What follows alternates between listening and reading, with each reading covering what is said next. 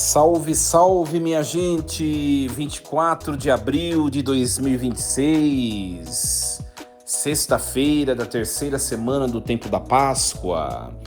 Vos saúdo com a paz de Jesus, sintam-se todos bem acolhidos. Mais um dia da nossa reflexão diária, sextou! O fim de semana chegou mais uma vez, louvado seja Deus. Momento de convivermos com a família, com os amigos, momento do descanso semanal, né? Fim de semana, louvado seja Deus. Queridos, não esqueçam de já curtir esta publicação, não esqueçam de curtir, viu, gente? Porque vocês me ajudam a fazer o material se edificar nas redes sociais, né? A promover o material, tá bom? Vamos então iniciar este nosso encontro nesta sexta-feira, em nome do Pai, do Filho e do Espírito Santo. Amém. Leitura dos Atos dos Apóstolos, o capítulo 9, versículos do 1 ao 20. Naqueles dias, Saulo só respirava ameaças e morte contra os discípulos do Senhor. Ele apresentou-se ao sumo sacerdote e pediu-lhe cartas de recomendação para as sinagogas de Damasco, a fim de levar presos para Jerusalém os homens e mulheres que encontrasse seguindo o caminho. Durante a viagem, quando já estava perto de Damasco, Saulo de repente viu-se cercado por uma luz que vinha do céu. Caindo por terra, ele ouviu uma voz que lhe dizia: Saulo, Saulo, por que me persegues? Saulo perguntou: Quem és tu, Senhor? A voz respondeu: Eu sou Jesus a quem tu estás perseguindo. Agora levanta-te, entra na cidade e ali te será dito o que deves fazer. Os homens que acompanhavam Saulo ficaram mudos de espanto, porque ouviam a voz, mas não viam ninguém.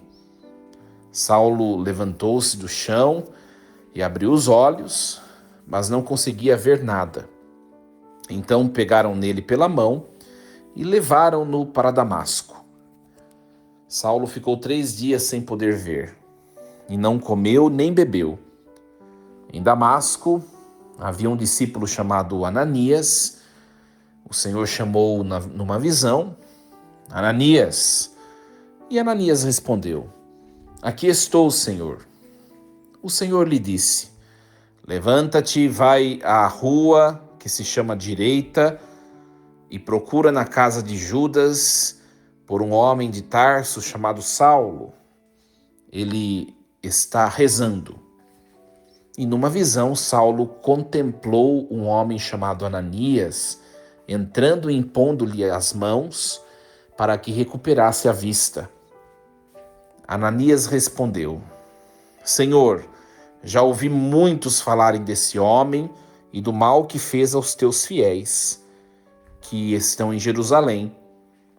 E aqui em Damasco ele tem plenos poderes, recebidos dos sumos sacerdotes, para prender todos os que invocam o teu nome. Mas o Senhor disse a Ananias: Vai, porque esse homem é um instrumento que escolhi para anunciar o meu nome aos pagãos, aos reis e ao povo de Israel. Eu vou mostrar-lhe quanto ele deve sofrer por minha causa. Então Ananias saiu, entrou na casa, impôs as mãos sobre Saulo, dizendo: Saulo, meu irmão, o Senhor Jesus que te apareceu quando vinhas no caminho, ele me mandou aqui para que tu recuperes a vista e fiques cheio do Espírito Santo. Imediatamente caíram dos olhos de Saulo como que escamas, e ele recuperou a vista. Em seguida, Saulo levantou-se e foi batizado. Tendo tomado o alimento, sentiu-se reconfortado. Saulo passou alguns dias com os discípulos de Damasco e logo começou a pregar nas sinagogas, afirmando que Jesus é o Filho de Deus. Palavra do Senhor. Graças a Deus. Muito bem, meus queridos. A perícope que hoje nós ouvimos, né, narra o evento central da vida de Saulo de Tarso, né? A conversão de Saulo a caminho de Damasco. É um texto bastante conhecido este, né? Não é apenas um relato biográfico, tá, gente? Mas é uma manifestação cristofânica, né? Ou seja, a aparição de Cristo, né? Que altera o curso da história cristã, né? Essa experiência que é feita de Jesus por Paulo vai mudar a vida, vai mudar o decurso da religião cristã, né? Aliás, nós estamos aqui hoje foi porque Paulo pregou o evangelho, né, gente? Não tem jeito de dizer o contrário. Então, Saulo, de um perseguidor implacável, ele se torna um instrumento eleito por Deus para levar o nome de Jesus a todas as nações, né? Então vamos lá ao texto de hoje. É um texto muito grande, não sei se vai dar tempo da gente poder explorar todo ele. É um texto muito grande, muito longo, mas vamos fazer o possível, né, gente? Vamos fazer o possível. Muito bem. Então Saulo, aqui o texto começa, o versículo 1 desse capítulo 9, dizendo que Saulo só respirava ameaças e morte contra os discípulos de Jesus, né? Então Saulo, gente, ele não apenas cumpria ordens, ele respirava, né? Ele respirava, né? O ódio. Então, contra os discípulos de Jesus, contra aqueles que eram do caminho. Presta bem atenção, né? Hoje nós aqui, né, no Brasil, na Espanha, que tem o movimento Caminho Neocatecumenal, né, a gente fala, fulano é do caminho, né, que é um movimento eclesial. Só que aqui nos Atos dos Apóstolos, aparece a palavra caminho. Caminho era um nome que a igreja recebia nessa época apostólica. Aqueles que seguiam Jesus era chamado do grupo do caminho, já que na época apostólica. Não tem nada a ver com o movimento Caminho Neocatecumenal de hoje, tá, gente? Não tem nada a ver. Então, era o nome mais antigo para o movimento cristão. O caminho, tá? Era um estilo de vida. Era um modo diferente de viver, ser cristão. Não é? Então, Paulo, ele vai até o sumo sacerdote para pedir cartas ao sumo sacerdote, não é? Então aqui nós vemos uma demonstração da fervura espiritual mal direcionada que Saulo tinha. Ele acreditava estar servindo a Deus enquanto ele destruía, né, o cristianismo, que ele considerava uma heresia. Então não é que Saulo era maldoso, né? Agora nós vemos um Saulo maldoso, depois vamos ver uma conversão dele, o Paulo bondoso. Não é isso, viu, gente? Quando ele persegue os cristãos, ele acredita vivazmente que ele tem razão, que ele está fazendo bem, que o cristianismo é uma invenção humana, que o cristianismo é uma heresia, que o cristianismo está atrapalhando a religião verdadeira, que é o judaísmo. Então ele tinha convicção daquilo. Tá? Ele tinha convicção. Muitas vezes, gente, uma coisa muito importante para nós, tá? Essa reflexão.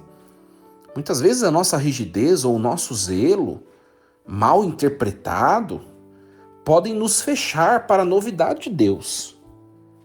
Nós podemos nos tornar como Saulo intolerantes e acharmos que estamos certos. A gente precisa sempre ser disponível. A palavra é muito ideal diante dessa leitura de hoje, provocativa, é a palavra disponibilidade, estar disponível, tentar entender o outro, tentar entender a situação, tentar compreender. E nós vemos, olha, presta bem atenção, gente. Nós vemos dentro da igreja ainda muito preconceito, muita discriminação, muita gente com o coração indisponível para refletir sobre coisas novas, para poder enxergar o mundo de hoje de maneira diferente, muita gente indisponível de acolher pessoas, muita gente indisponível. Muita gente indisponível. A gente precisa tomar cuidado com isso, né? Tomar cuidado, muito cuidado. Nós ouvimos ontem nas redes sociais o Papa Leão, que se pronuncia, não falando algo novo, falando algo que a igreja fala há 2000 anos. O que o Papa está falando? Que não existe sacramento do matrimônio para casais que querem se unir, mas que sejam do mesmo sexo. Nunca existiu e não vai existir, gente, sacramento. A gente não está falando de casamento, né? A gente não está falando de convivência. A gente está falando de sacramento. Nunca existiu, gente. O sacramento existe para um homem que deixa o seu pai e sua mãe e vai se unir à sua mulher, né? Vai tirar a sua mulher do pai, da mãe, vai se unir a ela e com ela vai formar uma só carne. Isso é o sacramento do matrimônio. E vai ser imagem da união de Cristo com a sua igreja. Isso é o sacramento do matrimônio e sempre foi assim, não vai mudar. Agora, a união de homem com homem, de mulher com mulher, estou dando esse exemplo porque as pessoas cometem o que está acontecendo no dia de hoje. Parece que as pessoas se fecham à reflexão. Paulo era um homem que estava cometendo um erro e para ele estava certo. Por que eu estou dando esse exemplo do Papa? Porque tem erro dos dois extremos. O Papa ele está salvaguardando a verdade, a doutrina. O sacramento do matrimônio, ele é para um homem e para uma mulher. Agora, se vier uma pessoa com qualquer que seja uma união diferente dessa, não vai receber o sacramento, mas essa pessoa pode ser abençoada. Foi isso que o Papa Francisco, quando vivo, falou um dos seus últimos escritos e publicações do seu pontificado, não é?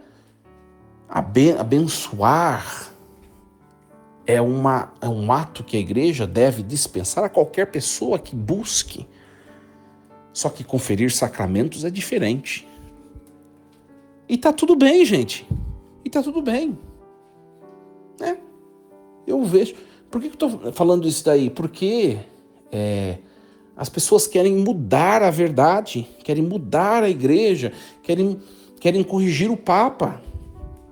De um lado, de um extremo, né, as pessoas que querem perverter a igreja, a doutrina, a verdade. De outro extremo, as pessoas que não querem nenhum básico, as pessoas... os moralistas, os extremistas que acham que nem abençoar não pode. Olha, gente, tudo bem, conferir sacramento não vai acontecer, né, gente? A gente já sabe, né? Porque o sacramento tem uma finalidade, o sacramento do matrimônio, né? A finalidade unitiva e procriativa, tá bom. Só que do outro lado tem os extremistas que criticam o Papa e também o Papa Francisco porque não podem nem abençoar. Tenha dó, né, gente? Se a gente for olhar bem, gente, nenhum de nós é digno de bênção de Deus. O nosso mérito é a condenação, é o inferno, porque nós somos muito falhos e pecadores, nós precisamos da bola com Deus o tempo todo. Ninguém é digno de nada. Agora, quando eu falo que não pode abençoar alguém, é porque eu estou me colocando superior a essa pessoa. E nós não somos. Por mais angelical que você, que eu pareçamos, nós somos pecadores e indignos de Deus. Então eu estou colocando essa comparação do que aconteceu ontem para mostrar que Saulo, ele considera aqueles cristãos indignos de Deus. Saulo está cometendo um erro e para ele, para ele é a verdade, para ele está certo. O judaísmo que é a religião verdadeira, o cristianismo é só uma seita, nós temos que matar todo mundo, nós temos que prender todo mundo porque não pode deixar essa seita. Aí Deus vai falar assim, opa, não vai ter jeito com Saulo, vou ter que derrubar ele no chão para ele perceber que eu sou Deus. E foi o que aconteceu hoje. Foi o que aconteceu. Não é? Saulo achava que estava certo, mas estava cego pela própria convicção. Isso pode acontecer conosco. Eu vou dizer a vocês, gente, partilhando uma coisa do meu ministério, né? Eu estou caminhando para 6 anos de vida sacerdotal. E o padre Diego, de 6 anos atrás, eu estava escutando umas homilias minhas, é totalmente diferente do padre Diego de hoje, né? Por quê? A convivência com os meus próprios pecados, erros e misérias, né? A convivência com os erros, as misérias, a pequenez das pessoas que buscam meu ministério me fez enxergar que as minhas convicções, elas precisavam ser quebradas. Me fez enxergar que ninguém é digno de Deus, me fez enxergar que todo mundo é pequeno, que todo mundo é miserável, me fez enxergar que estar com Deus nunca vai ser meritório, mas é sempre uma misericórdia, é sempre um favor de Deus. Tanta coisa que eu pude enxergar ao longo, né, dos anos, gente. Por isso, nós temos que, às vezes, existe dentro de nós um Saulo perseguidor, preconceituoso, julgador, intolerante, que precisa ceder espaço para um Paulo misericordioso, né? Acolhedor, ouvinte. Nós precisamos fazer esse movimento dentro de nós. Nós precisamos fazer, não é? E aí Jesus aparece no meio do caminho e Saulo cai por terra, não é? A pergunta de Jesus a Saulo é teologicamente densa. Por que me persegues, Saulo? Jesus não está perguntando, é interessante isso, para Saulo. Por que, Saulo, você está perseguindo os cristãos? Porque Jesus já tinha subido aos céus, Jesus já, né? Já tinha acontecido o Pentecostes, Saulo tem uma visão e Jesus lá dos céus aparece para ele aqui e diz, por que me persegues? Enquanto eu devia dizer, por que persegue os cristãos? Ou os meus cristãos? Não, por que me persegues? Por que me persegues? Esta pergunta que aparece nesse relato dos Atos dos Apóstolos, gente, é a base da doutrina do corpo místico de Cristo, que depois Paulo, convertido, ele mesmo vai desenvolver nas suas cartas, não é?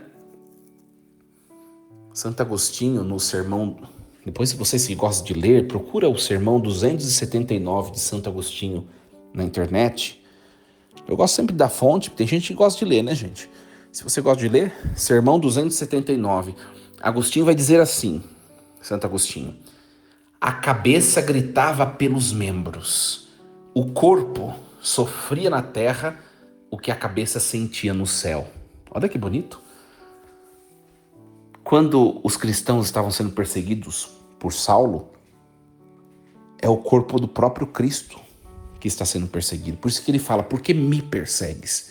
De tal modo que a dor dos cristãos é a dor do Cristo, que é a cabeça do corpo. Isso é lindo demais. Olha a frase de Agostinho. A cabeça gritava pelos membros, o corpo sofria na terra o que a cabeça sentia no céu. Ou seja, o sofrimento dos cristãos aqui era o sofrimento de Cristo que já estava na glória.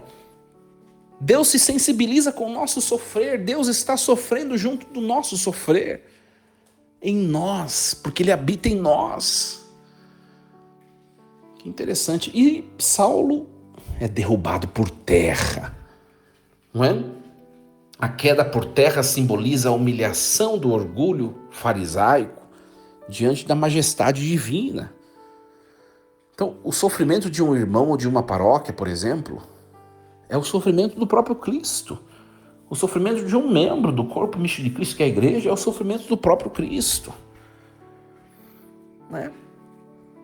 Nós, quando ferimos a unidade da igreja, quando nós perseguimos o próximo com palavras ou julgamentos, gente, nós estamos ferindo o próprio Senhor. É o Senhor que está no pobre que sofre, é o Senhor que está no marginalizado que sofre, é o Senhor que está naquele excluído que sofre, é o Senhor que está naqueles que nós acabamos por nossos moralismos excluindo. É o Senhor que está lá. É o Senhor. É muito bonito isso, né, gente? Muito bonito. Depois nós vemos que a cegueira, Saulo, ele cai por terra, fica cego, né?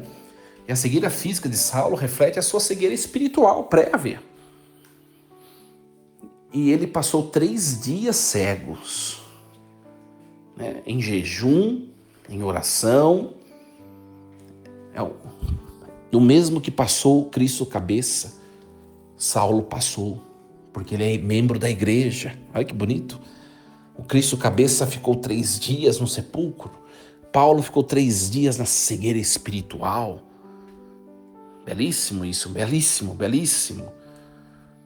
Né? Estava se preparando para ressuscitar com Cristo, preparando para receber o selo da fé. Existem momentos, gente, em que Deus ele nos permite ficar às escuras também. São as crises da vida, as crises de fé, né? Onde nós perdemos as certezas que antigamente tínhamos, não é? Em vez de desespero, esses momentos devem ser vividos como o jejum de Saulo, um tempo de purificação de dependência, né? Paulo teve que ser levado pela mão. Isso nos ensina, gente, a humildade de aceitar a ajuda dos outros e da igreja nos momentos da nossa fraqueza. Nós somos falhos, pequenos, não é? E depois o texto segue, nosso tempo já estourou, né? É que é um texto muito comprido hoje, né? Tem um diálogo com Ananias, né? O diálogo de Ananias com Deus mostra a resistência humana diante do perdão. Ananias tem medo de Saulo e Ananias não quer obedecer a Deus e ser instrumento de cura para aquele homem, não é? É a representação da resistência humana diante do projeto de Deus, né? Mas Deus manda, vai lá e impõe as mãos. E ele foi, impôs as mãos e chamou Saulo de irmão ainda, né? O ato de acolhimento que integra o antigo inimigo na família de fé. É muito bonito isso. Nós precisamos, como Ananias, que se permitiu ser modelado por Deus, vencer os nossos preconceitos e tomar pela mão aqueles que nós antes queríamos longe de nós.